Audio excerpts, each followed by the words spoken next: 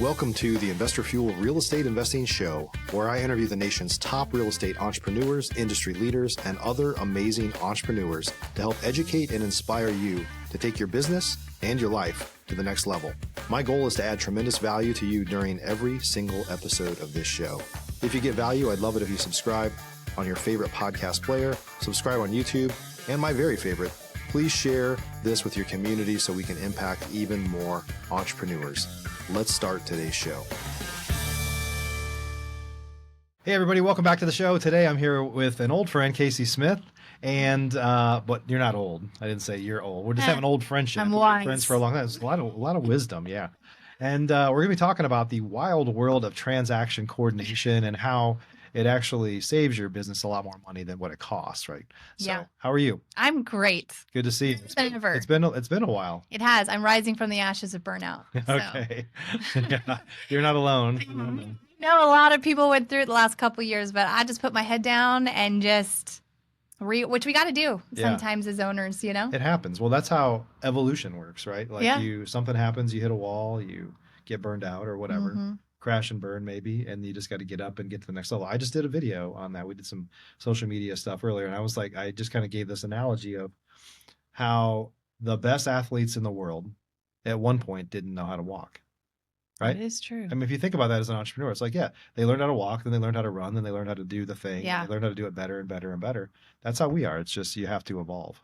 Yeah, and I think we always talk about these sayings, but then you start living the saying, and you're like, oh. Right. Like, you know, they always say the 5 to 7 year like rule, like businesses either fail at 5 years or 7 years. I understand why. I totally get it, and it's that adaptation. And if you don't have a process, a lot of businesses fail too is this they don't talk about this a lot, but people just quit because it gets hard and they hit a wall and they're not the leader they need to be to get to the next level, or they don't have they're not dreaming big enough, so they get stagnant, and then they're just like, oh, I'm gonna go day trade crypto now. Like they just move to something else. So true. That is easy for a few years, and then that too gets hard, and if you just keep starting over, you never get anywhere. That is honestly the perfect summary. Yeah. And that's what and I had a moment where I'm like, burn it down. Yeah. But then I thought, we do that every day. Rest. Yeah. I know we joke we quit real estate every week, right? But I've really learned how to like rest in this season and regain the clarity to see, okay, where am I focusing on things, which I think a transaction coordinator needs to do anyway. So it's kind of a natural thing I developed, and it's kind of just applied to everything. So agree more than anything. So what is transaction coordination? Like, how do you describe it? 'Cause you are the queen transaction coordinator. I know. I always hate that term, but I like to call it like the empress of TCing. Okay. And I think it's just one of those. So transaction coordinating, just for like basic foundation, is usually a role in acquiring or selling property where they're basically handling from the day that contract is signed to when it's closed. And so when we look at our businesses in real estate investing, you kind of break it down to acquisitions and dispositions, right? Which are like kind of sales ends.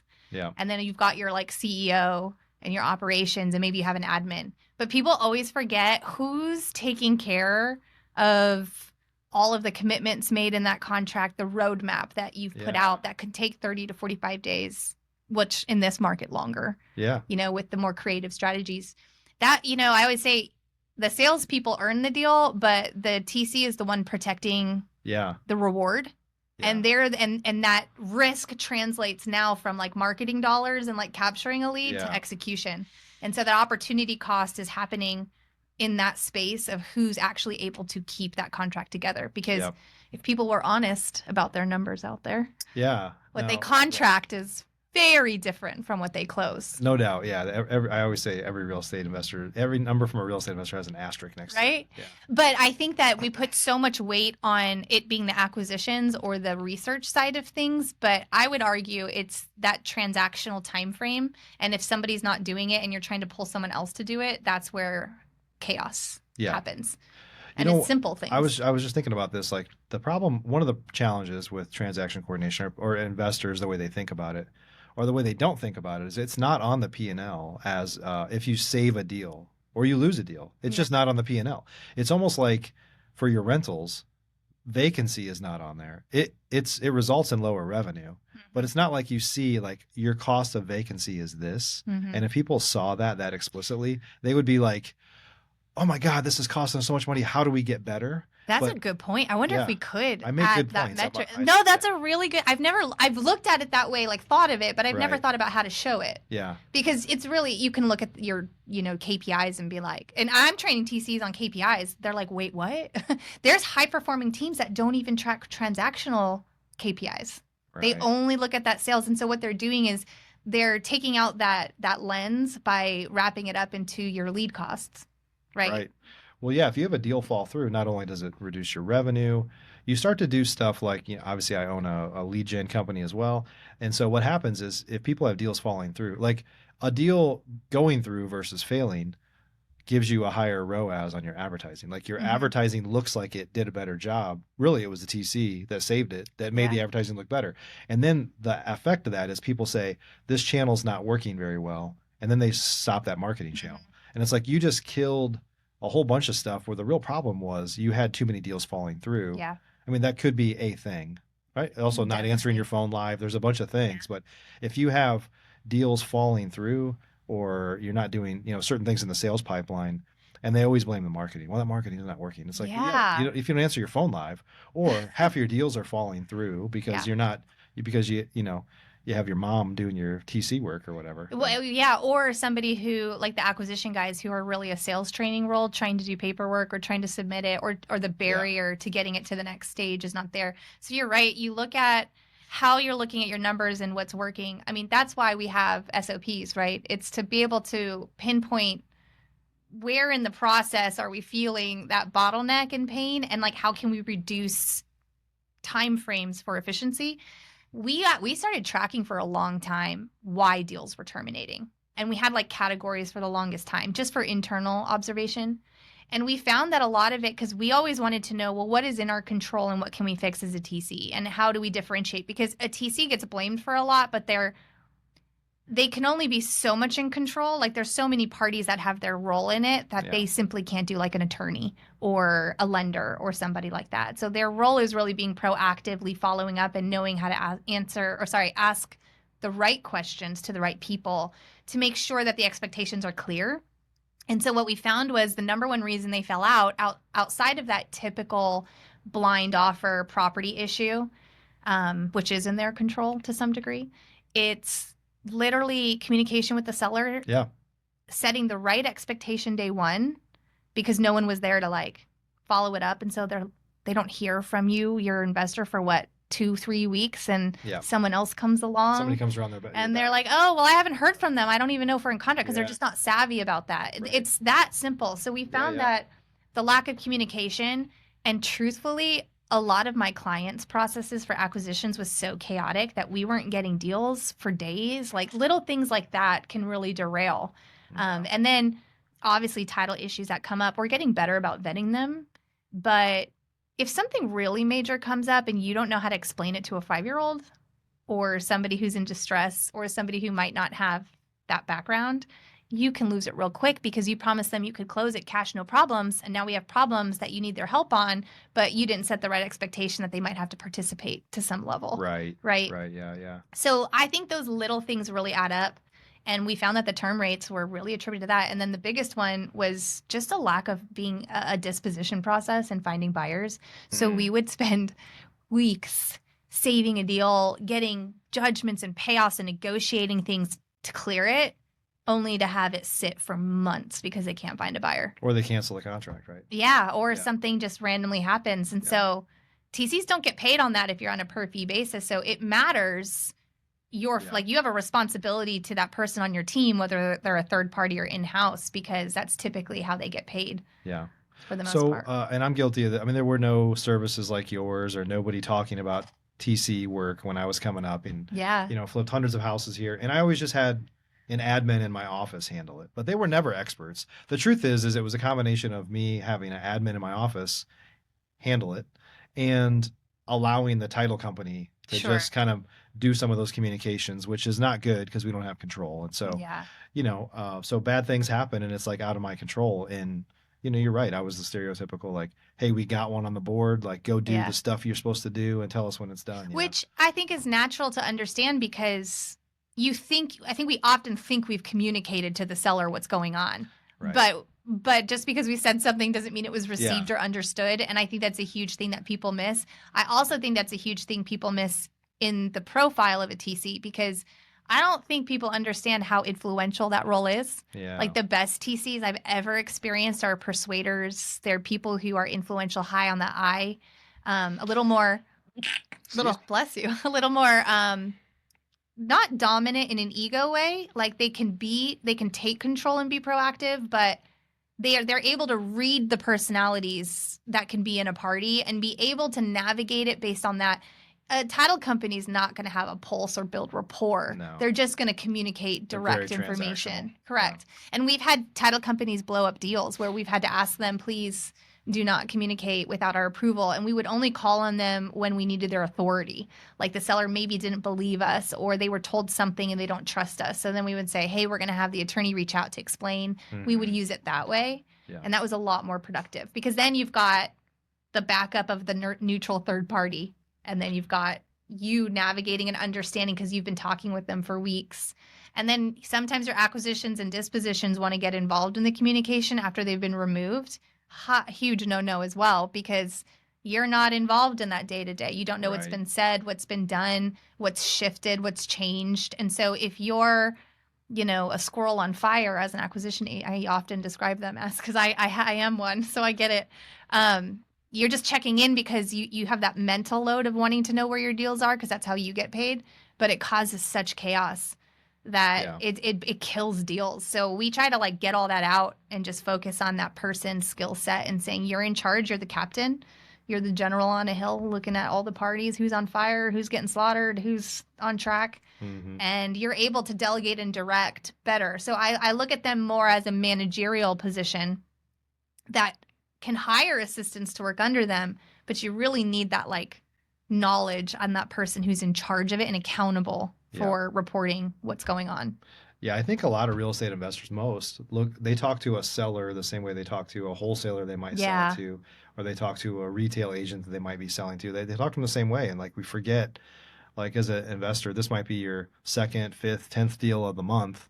And for the seller, this is the first time they've ever done this. Correct. Right. Yeah. But we talk to them very transactionally, and we use words that they don't know. Or here's one that's a silent killer, is your frustration that they need hand holding. So if your acquisitions or an owner stepping in to do that, I've had them get they're being so emotional, and I'm like, whoa, perspective. Right. It's a very key core value here, because we've had to remove clients and be like, I want you to know we're going to charge you a full file fee if you screw this up, because we're good with it. And so we've had sellers that even I don't want to talk to that person. I will only speak to you for that exact reason. So they get too kind of condescending with it. And I don't even know if they realize that they're doing it, but it's very subtle. And so you're overloaded as an owner when you have so many hats on, and you want someone in that position to think like you. That's why we have so much difficulty letting go of control of the transactional piece, or at least I've experienced quite a few people like that. Mm-hmm.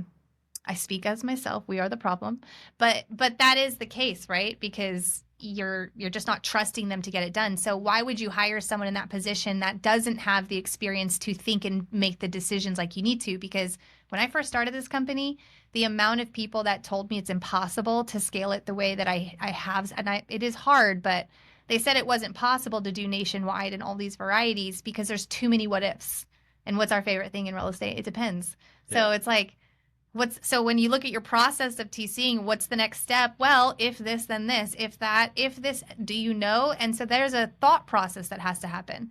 And if they don't have the big picture of understanding not only how title issues and legality works, but also communication cues, and also how creative deals are structured and why you're doing it that way, they're not going to understand when you all of a sudden change it from a novation to a wholesale deal.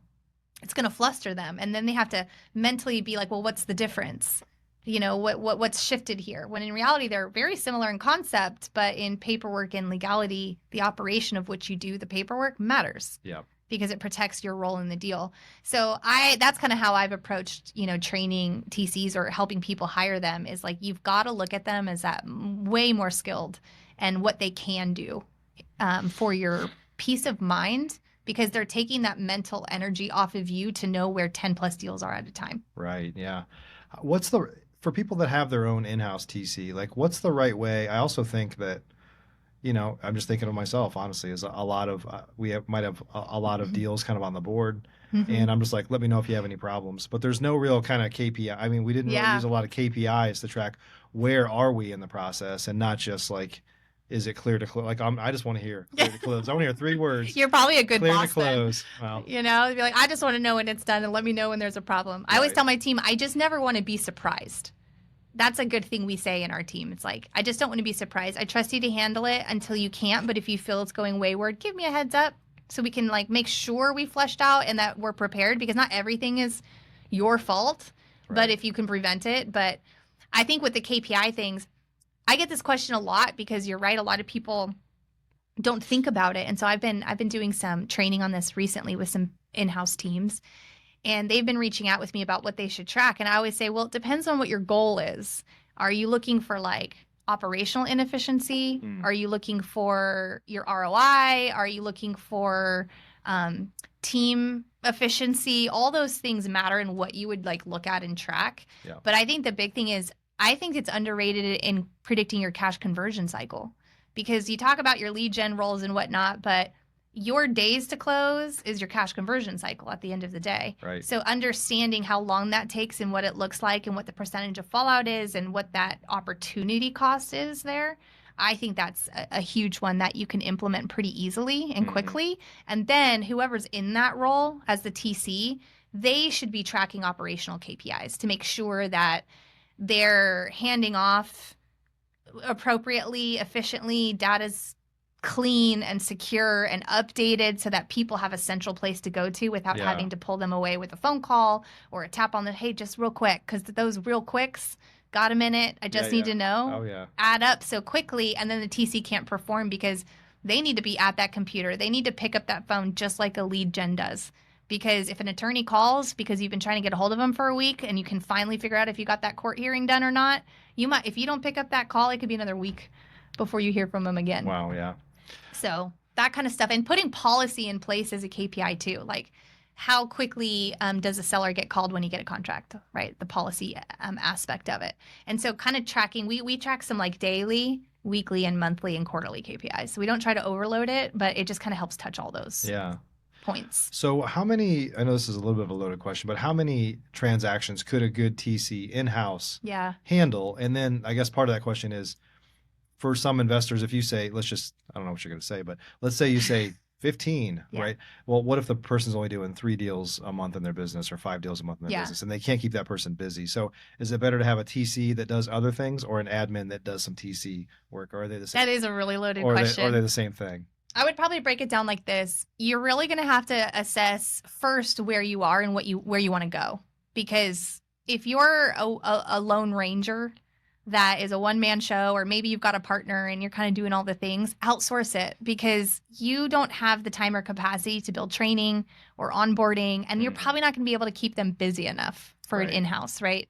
Unless they do other things. Unless they do other things. So to answer that question, it really depends on what those other things are, because I see a lot of people combine that transaction coordinator role with like an admin role or a runner role. A TC, do not pull them from their computer. Just do not. So having them have to go to a property. I had one team I was consulting for quite some time. This one woman, and they were really high volume, maybe 150 deals a year, one woman in multiple markets. And she was driving to every closing as a TC. And they were like, we're stuck. We can't grow. We just have to hire more TCs. We started consulting them and realized, well, if you're going to have someone run in, bring a rep, but keep her here because it's slowing all this stuff down. Yeah. So they ended up hiring 2 assistants for her to do that back end response and take a pulse on things so she could be the runner, because I thought it was important, because they were very big on being in person. So a perfect example of, if you really value your TC being present at every closing, or building, getting reviews, or spending more time in the communication piece, then, you might want to consider hiring a VA or an assistant or somebody, or having an admin on your team pick up some of that piece of the TC work that's a little bit more predictable and consistent, like, doing paperwork, or, answering the emails, or monitoring, or something like that. So I would say, to answer your other question about capacity, this is all going to depend on the complexity of the deals you're using, the number of markets that you're in, and like, how often do they have to switch modes from a wholesale deal, which is pretty straightforward and quick and easy, to a novation, which is a lot more parties and complication, to doing one in Florida versus doing one in the Northeast, where an attorneys might be involved. Right. So I think all of those components will all play a factor. So to not circumvent the "it depends" answer, my team deals with a lot of complexity in multiple markets, with multiple clients, with different systems and processes. And I would say, because of the way we set up the support and the operation, which is just how I figured out how to do it, they should be able to do anywhere from 60 to 90 contracts at one time, with at least an assistant that can pick up the phone, help order payoffs, help with paperwork, storage, things like that. I would say with one assistant, that should be it. But we have one team that we work with as a third party. They're very large. They have a huge team of TCs, and we outsourced one of ours for them in a bind. And they're like, we'll cap her at 40, because it's in a high compliance state. And so I was like, oh, she can do one. And they're like, we'll see. So even though it's one deal type, it's in such a high red tape state that she needs to be a little bit more attentive. And so they didn't want to cap her at that. But she's got other clients with me, so she's actually more at a 60, 70 mark. Yeah. And I've noticed quality of life, because we have a flex policy in my company. Like, I don't have hours. You work to get your job done, and it's flexible. And I wanted to avoid burnout, because burnout is such a huge thing. So a caveat to that number is, if their experience is brand new from zero, which all of my TCs are trained from zero, they will burn. They don't. That was going to be one of my questions. Yeah. Like, what's a common background? But let's come back to that. Yeah, I'll come back to that one. But I decided to pick from zero, because TCs are really well known for realtors, but not necessarily for investors, and the profile's different because their role's a little bit different. And so I found that training from zero was easier than breaking habits. Yeah. And I found that at 30 deals, they had their first meltdown. And it required me to go in one-on-one and help them operationally understand how to manage their complexity with the resources we had. And so they had to learn how to work and organize themselves according to their personality. So we had some standards in place, but we allowed the freedom for them to adapt to how they work, and they could cap at their own. Then once we got past that stage, you'd get to 60. And or 50-ish would be a better number. We'll see them break down again. And now it's a leadership problem, because at that range, they probably have an assistant under them or somebody working with, and now they have to learn how to delegate. And that's a whole nother skill set of leadership. Right. And so that's when I was telling you earlier about how, when we lost our COO and decided not to replace him, I kind of made them mini COOs of their own operation, so that they had a little bit more say and authority. And I found that their range of capacity increased significantly doing that. Yeah. And kind of giving them ownership over the pieces of who they work with, why. So they have full authority to tell me when somebody's being a complicated client, because they've our job is to get you efficient. So if you're not responsive and working with us in a productive way, it causes that friction. And that's where they'll come in and be like, this is the reason why I don't think they're a good fit. It's causing me X amount of extra time. Here's how I'm approaching it, doing it. Do you have suggestions? Otherwise, we need to have we call them coming to Jesus meetings, but, like on saying, hey, what can we do to make our teams work more efficiently or not? And I think that those are all factors that would play in to that number. So what's a common background, would you say, or... common? You might speak in PI terms. I might. But I'm saying, what are, they need to be detail oriented. They need to be obviously a great communicator. So what are is there any commonality? Like, hey, I'd like to get people that were used to do this. It's social profiles for investors. So what people forget is that some bigger teams might have people that fully only handle like the B2C side of deals, or maybe only the A to B and things like that. So their ability to see big picture, I think, is critical. Now, with realtors, because the realtor plays such an important role in communication, right? They're the ones negotiating. They're the ones that are getting the appointments and building rapport, and then they pass to their TCs, but they still like to be the main communicator. So you tend to get TCs that are very detail oriented, but don't have good flexibility. Yeah. Right. So if something goes wrong out of their checklist, they can't figure out why or how to account for it, and they get lost in it. And that's when they get frazzled. So you really need somebody as an investor who can see the big picture, understand why we decided to switch to what we did, or understand how to approach something, and then be able to readjust the expectation for somebody.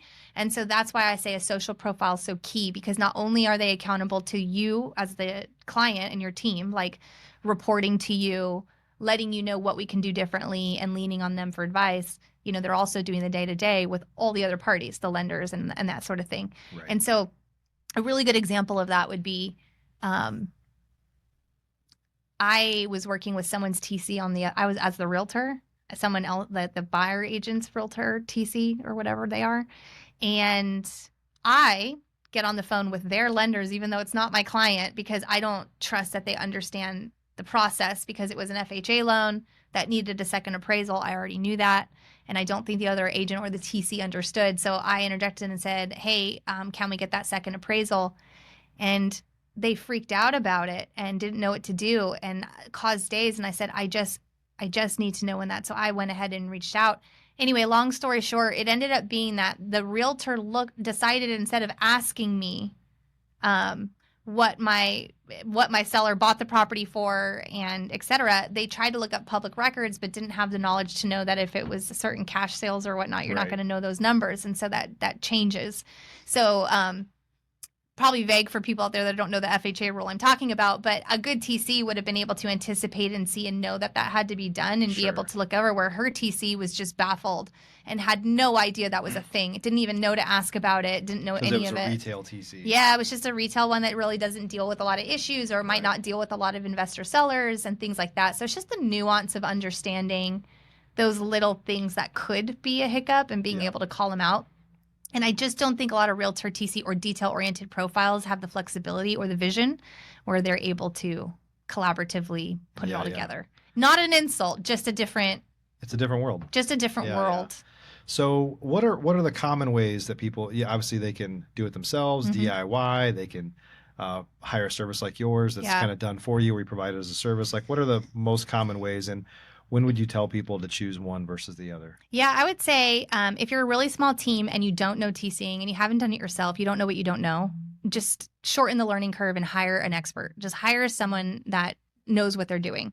Budget is a big thing here, but there's a lot of different ways you can structure paying a TC. Sure, you can do an hourly, like a labor cost, but if you're just getting started, you could also hire someone that maybe has title background or a TC background with or even just an investment background that likes doing it, and partner with them. Give even a 5 to 10% on a deal that they get done is worth it. Now they got skin in the game. It's worth it. They're not getting paid pennies. They're not looking for other opportunities, and they'll build with you because they're a part of that process. So that's a really good way to look at it that I don't think anyone has. Yeah.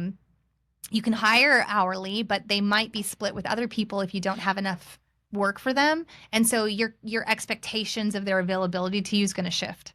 And so be mindful of that because you might think that it's a fire, but it's not a fire. Like, I had some people that will be like, I need to know if the EMD was in. I'm like, why? They have 3 more days. I just need to know. And we're like, okay, well, that's not really a fire contract-wise. Right. If there's another reason for that, explain. But, those types of things.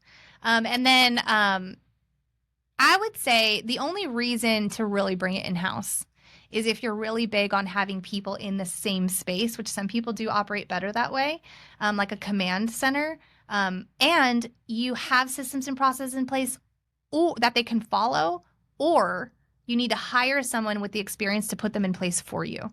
So you're going to have to really ask yourself where you are and what you want to put time and energy into, because I promise you, I've spent 7 years I have 200 checklists.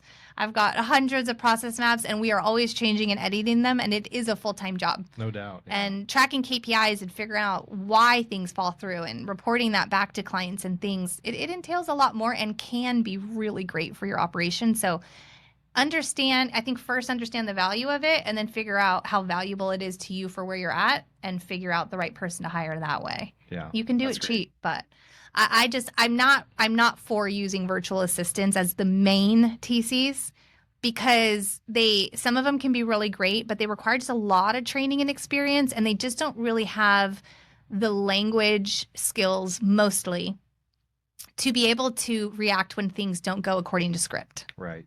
And I've seen a lot of deals fall through with VAs just because of that. Like somebody refuses to do something and they'll say like, okay, rather than, wait, but we could do it this and this. Is that an option? They just don't have that kind of critical thinking because of the experience gap. Yeah. So that's the only reason I'm usually against it. But they're really good on the back end or for support. Yeah.